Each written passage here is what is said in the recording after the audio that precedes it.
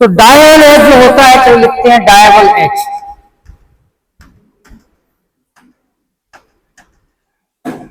डायवल H का full form क्या है?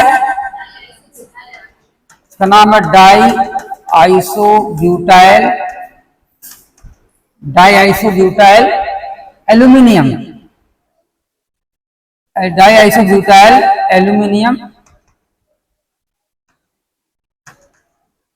एल्यूमिनियम हाइड्राइड, ठीक है ना।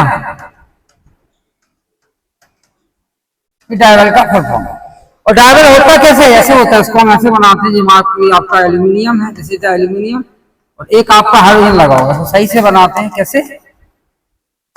एक इसमें एल्यूमिनियम है तो एल्यूमिनियम ऐसा लगा होगा, दिस इज द एल्यूमिनियम, और एक यहाँ पे हाइड्रोजन लगा होगा, ठीक है। और यहाँ पे इस तरह से आपका ट्राइवेलेंट, जो आपका ट्राइवेलेंट होता है ना, आइसोब्यूटाइल ग्रुप लगा देते हैं, देखिए डायवल। अब इसके मान लीजिए हमने किससे कराया? एस्टर के साथ रिएक्शन कराते हैं। किसके साथ कराते हैं? Reaction with ester.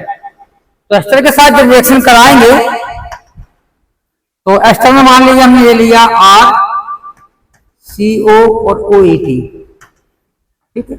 और इसके अंदर डायवल एच से कराया। डायवल एच का जो स्ट्रक्चर होता है एल्यूमिनियम होता है, और यहाँ पे आपका डाई आइसोब्यूटाइल हो जाएगा, इसको ऐसा लिखेंगे, और हाइड्राइड।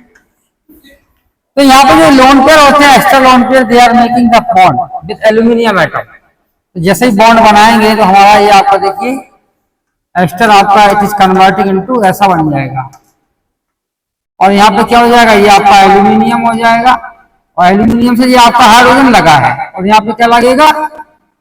ये आपका डाई आइसोब्यूटाइल अमाइड लग जाएगा, ठीक है। ऐसा बना लिया, ठीक है ना। और इस पे कौन सा चार्ज आ गया? Negative charge. इस पे कौन सा आ गया? नेगेटिव चार्ज, और इस पे पॉजिटिव चार्ज। अब क्या होगा? नेगेटिव आपका कब न्यूट्रल होगा? When the hydride ion it is coming in the form of negative charge. तो नेगेटिव चार्ज जैसा आएगा तो ये न्यूट्रल हो जाएगा, और this negatively charged hydride ion related to this electrophilic centre, और क्या हो जाएगा? ये आपका ऐसा टूट जाएगा। और जैसा ही टूटेगा तो हमारा क्या बन जाएगा? देखिए ये आपका हो जाएगा O के बाद हो जाएगा क्या?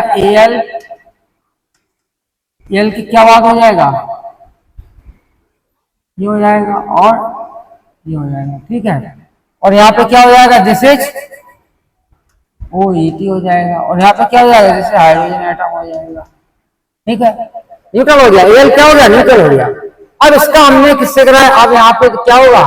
देखिए इंपोर्टेंट पॉइंट, ये आपका OH निकल सकता है। तो कैसे निकलेगा? ये आपका ऐसा निकलेगा। हमने बताया था जब कार्बन पे 2 ऑक्सीजन एटम होते हैं, मैंने आपको बताया था ना इस तरह से, 2 oxygen atom on the carbon atom, they are making the pi bond, ठीक है। They are making pi bond plus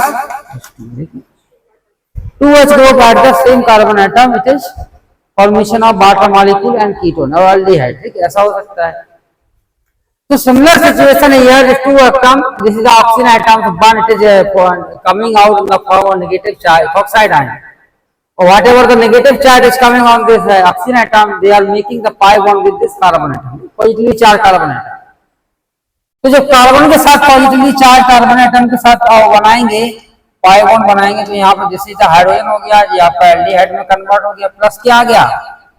plus आ गया आपका एल्यूमिनियम हो जाएगा, और एल्यूमिनियम पे आपका डाई आइसोप्रोपाइल यहाँ पर लगा हुआ है, ठीक है। और जो नेगेटिव चार्ज इस पे आया तो यहाँ पे अटैक कर जाएगा एल्यूमिनियम के ऊपर, देखिए तो आपका एल्यूमिनियम अटैक कर जाएगा, तो यहाँ पे उस तरह से लग जाएगा ETO। तो अब ये कह सकते हैं कि अब ये फर्दर कैटलिस्ट की तरह काम नहीं करेगा। मान लीजिए आपने एल्डिहाइड ले लिया, दिस इज एल्डिहाइड, तो क्या होगा? नो रिएक्शन, कोई रिएक्शन नहीं होगी। क्यों नहीं होगी? क्योंकि इसके पास अब हाइड्रोजन नहीं है। क्या नहीं है? हाइड्रोजन नहीं, ठीक। तो ये डायवल एच का काम हो गया। नेक्स्ट आपका पॉइंट आता है, कौन सा आता है? नेक्स्ट अब आता है गिग्नार्ड रीजन बताया, और क्या होता है? गिलमैन रीजन, दो बताना, डाइमेथाइल क्यूप्रेट एंड गिलमैन।